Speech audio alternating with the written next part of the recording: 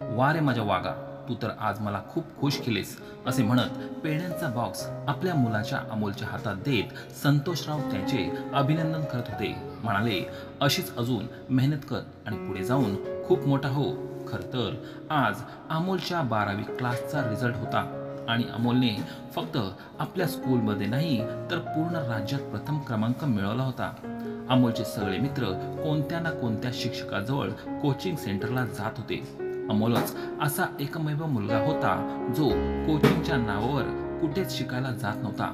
त्याचे असे कारण होते की त्याच्या बाबांजवळ पैशांची कमी होती. त्याचे बाबा संतोषराव एका साध्या कारपेंटरचे काम करत होते आणि त्यात अमोलच्या 2 बहिणी, आजी आजोबा आणि आई बाबा आणि अमोलसह सगळे मिळून 7 सदस्यांचे ते कुटुंब होते आणि कमवणारे फक्त संतोषराव होते. त्यामुळे त्यांच्या घरात पैशांची तंगी कायमच असायची.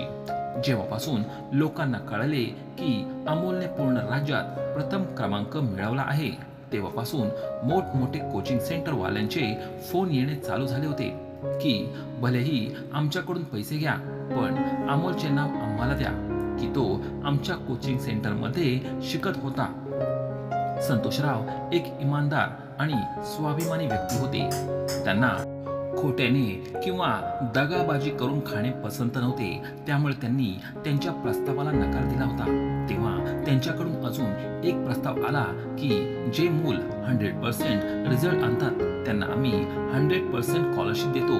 म्हणजे तुमच्या मुलाला तुम्ही आमच्या कोचिंग क्लासेसमध्ये शिकायला पाठवा, त्याचा कोणता चार्ज लागणार नाही, कारण तुमच्या मुलाचा रिझल्ट चांगला आहे. याचा अर्थ ते लोक आपल्या कोचिंग सेंटरचे नाव प्रसिद्ध करण्यासाठी हे सगळं करत होते, कारण त्यांना माहित होते की चांगला अभ्यास करणारा मुलगा चांगले मार्क्स मिळवेल आणि त्यांच्या कोचिंग सेंटरचे नाव प्रसिद्ध होईल. यालाच बघून जास्त मुलं त्या कोचिंग सेंटरमध्ये ऍडमिशन घेतील आणि अशाच प्रकारे अमोलचे ऍडमिशन एका चांगल्या कोचिंग सेंटरमध्ये अगदी फ्री मध्ये झाले.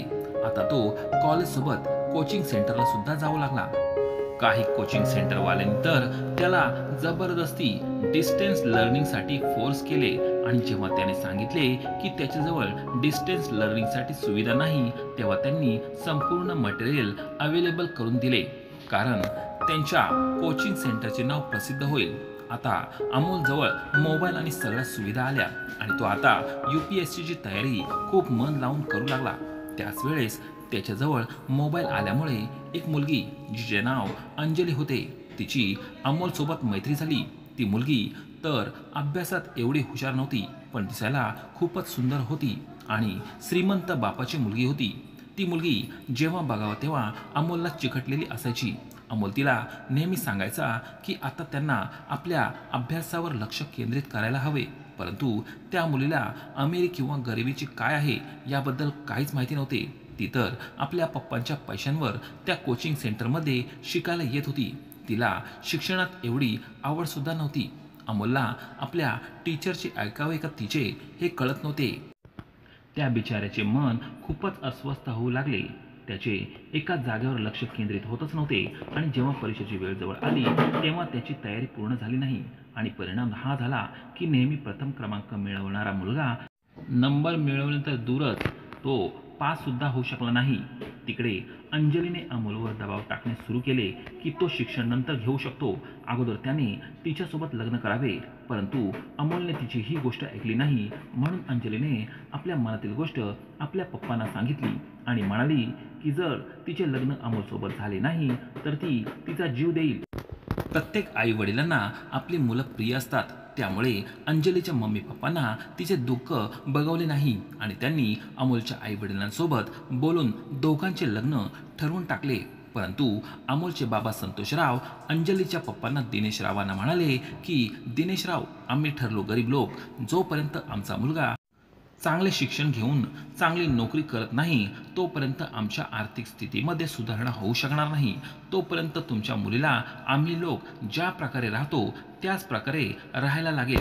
संतोषरावांनी ही गोष्ट अंजलीला सांगितली तेव्हा ती म्हणाली की ठीक आहे पप्पा, थोड्या दिवसांची तर गोष्ट आहे, ते मला जिथे ठेवेल, जसं ठेवल मी त्याचसोबत राहायला तयार आहे, पण लग्न तर मी त्याच्यासोबतच करणार. आपल्या मुलीच्या हट्टापायी दिनेश रावांनी आपल्या मुलीचे लग्न खूपच धूमधडाक्यात अमोलसोबत करून दिले.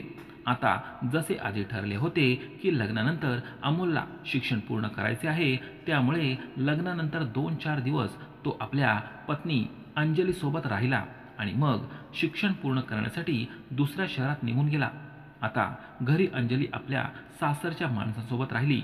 तिच्या 2 नंदा सुद्धा घरीच राहत होत्या, परंतु अंजली त्यांच्यासोबत जास्त बोलत नव्हती. आपली छोटी मोठी कामं करायची आणि अभ्यास करण्याच्या बहाण्याने आपल्या खोलीत बसून राहायची. घरी 2-2 मुली होत्या, त्यामुळे अमोलची आई आपल्या मुलींसोबत घरातले सर्व काम करत होती आणि अंजलीला हा विचार करून काम करायला सांगत नव्हती की जसा त्यांचा मुलगा शिकत आहे तशीच त्यांची सूनसुद्धा शिकत आहे, त्यामुळे हिला मन लावून अभ्यास करू द्यावे. परंतु जेव्हा कधी ते लोक अंजलीला जेवायला बोलवायला जायचे तेव्हा ती फक्त मोबाईलवर गप्पा मारत असायची आणि जेव्हा ते लोक तिला विचारायचे की रोज रोज कोणासोबत मोबाईलवर बोलत असतेस, तेव्हा ती सांगायची की अमोलसोबत बोलत आहे. घरातल्या लोकांना सुद्धा ते खरे वाटायचे की नवीन नवरी आहे, एकटी राहते, त्यामुळे तिला बोर होत असेल आणि अभ्यासाच्या संबंधित विचारायला सुद्धा ती फोन करत असेल. असा विचार करून ते लोक तिला काहीच बोलत नव्हते. 2 महिन्यानंतर अमोल जेव्हा आपल्या घरी आला तेव्हा त्याच्या आईने त्याला विचारले की का बाळा, तू आपल्या घरापासून शिक्षण घेण्यासाठी एवढा दूर गेला होता की फक्त सूनबाईसोबत फोनवर बोलण्यासाठी गेला होतास? हे ऐकून अमोल म्हणाला, का ग आई, अशी का बोलत आहेस? आई म्हणाली, असं भोळा भाबडा तर असा बनत आहेस की आम्हाला काहीच माहिती नाही. बाळा, आम्ही पाहिले आहे की तू कितीतरी वेळा सूनबाईसोबत फोनवर बोलत असतोस आणि आमच्यासोबत थोडंसं बोलण्यासाठी तुझ्याजवळ थोडासुद्धा वेळ नसतो. तेव्हा अमोल म्हणाला, नाही आई, मी तिच्यासोबत फोनवर जास्त बोललोच नव्हतो. अगं, मला तर इतका वेळसुद्धा मिळत नव्हता. मग आई म्हणाली, हो का? मग सूनबाईच्या मोबाईलवर तुझं तर नाव लिहिलेलं होतं. फोन येतो आणि मग ती तासनतास फोनवर बोलत असते. मान्य आहे की तुम्ही दोघं अभ्यासाबाबतीतच बोलत असाल, पण अभ्यासाबाबतीतच बोलताना सुद्धा तुम्ही कायमच हसत खिदळत असता. तुम्हाला हेच शिकवले जाते का? अमोल आपल्या आईचे बोलणे ऐकून त्याला धक्का बसला, कारण त्याचे तर कितीतरी दिवस अंजलीसोबत बोलणेच होत नव्हते. मग अंजलीने त्याला पाहिले आणि ती म्हणाली, अरे अमोल, तू केव्हा आलास आणि तू मला सांगितले का नाहीस की तू आज घरी येणार आहेस? तेव्हा अमोल हसून म्हणाला, मला तर तुला सरप्राईज द्यायचे होते, त्यामुळे न सांगताच निघून आलो. कसं वाटलं माझं सरप्राईज? अंजली म्हणाली, खूप छान वाटलं, पण तुला सांगून यायला हवे होते ना. तेव्हा अमोल म्हणाला, का? तू कोणती तयारी करून ठेवली असतीस का? बरं जाऊ दे, तू लवकर तयार होऊन ये, आपण बाहेर मंदिरात फिरायला जाऊ. पण हे काय, तू अजून अंघोळसुद्धा केली नाहीस. जा, अंघोळ करून ये. तोपर्यंत मी तुझे नोट्स चेक करतो की तू किती अभ्यास केला आहेस आणि किती अपूर्ण आहे. अंजलीसुद्धा लगेच उठली आणि अंघोळ करायला गेली. ती बाथरूममध्ये जाताच तिच्या मोबाईलवर फोन आला. तो नंबर अमोलच्या नावाने सेव्ह होता. हे पाहून अमोल आश्चर्यचकित झाला. म्हणाला की अरे, मी तर इथेच बसलो आहे आणि माझा मोबाईलसुद्धा माझ्याजवळ आहे. मग अंजलीच्या मोबाईलवर कोण फोन करत आहे? अमोलने तो फोन उचलला नाही. थोड्याच वेळात तिच्या नंबरवर अमोलच्या नावाने 5 मिस कॉल आले होते. अमोलने तो नंबर आपल्या मोबाईलवर घेतला आणि बाहेर जाऊन त्याला फोन लावला आणि म्हणाला की हॅलो हॅलो, तुम्ही कोण बोलत आहात? कदाचित माझ्याकडून रॉंग नंबर लागला आहे. मी माझ्या मित्राला फोन लावत होतो, तसे हा फोन कुठे लागला आहे? तुम्ही कोण बोलत आहात? तेव्हा पलीकडून आवाज आला की मी विकी बोलत आहे आणि रॉंग नंबर बोलून त्याने तिकडून फोन कट केला. आता अमोलला पूर्ण विश्वास बसला की अंजली त्याला फसवत आहे. सगळ्यांनी एकत्र नाश्ता केला आणि अमोल आणि अंजली मंदिरात जाण्यासाठी घराबाहेर पडले. मंदिरात देवाच्या पाया पडून ते एका नदीच्या किनारी जाऊन बसले आणि इकड तिकडच्या गप्पा मारू लागले. गप्पा मारता मारता अमोलने अंजलीला विचारले की तू कोणत्या विक्कीला ओळखतेस का? अंजली अमोलच्या तोंडून विक्कीचे नाव ऐकताच थोडी गडबडली, परंतु चोरी पकडण्याच्या भीतीने स्वतःला सांभाळत म्हणाली की अरे अमोल, तू हे काय बोलत आहेस? आणि हा विक्की आपल्या दोघांच्या मध्ये कुठून आला? तुला तर माहिती आहे की मी आजकाल घरात राहते, त्यामुळे मी कोणत्या विक्कीला किंवा कोणा दुसऱ्याला कशी ओळखू शकते? नाही बाबा नाही, मी कोणत्या विक्कीला ओळखत नाही.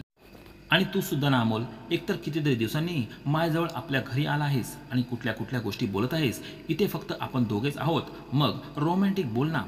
अंजली बोलतच होती की पुन्हा तिच्या मोबाईलवर अमोल या नावाने फोन आला.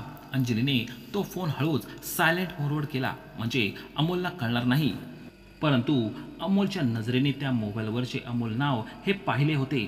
अमोलने गुपचूप त्याच्या मोबाईलचे रेकॉर्डिंग चालू केले आणि मोबाईल तिथेच ठेवला आणि अंजलीला म्हणाला की मी आपल्याला खायला तिकडून भाजलेलं कणीस आणतो.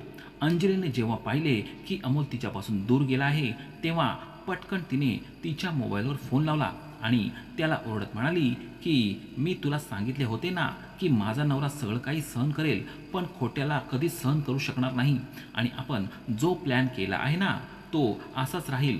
चल आता लवकर फोन ठेवून दे. असं बोलून तिने फोन कट केला आणि अमोलची वाट पाहू लागली. अमोल भाजलेलं कणीस घेऊन आला आणि तिला खायला दिले आणि आपल्या कानाला लावून तिचं रेकॉर्डिंग ऐकू लागला. ते ऐकून त्याला धक्काच बसला. तेव्हा अंजली त्याला म्हणाली, काय झालं अमोल, तुझा चेहरा असा का झालाय?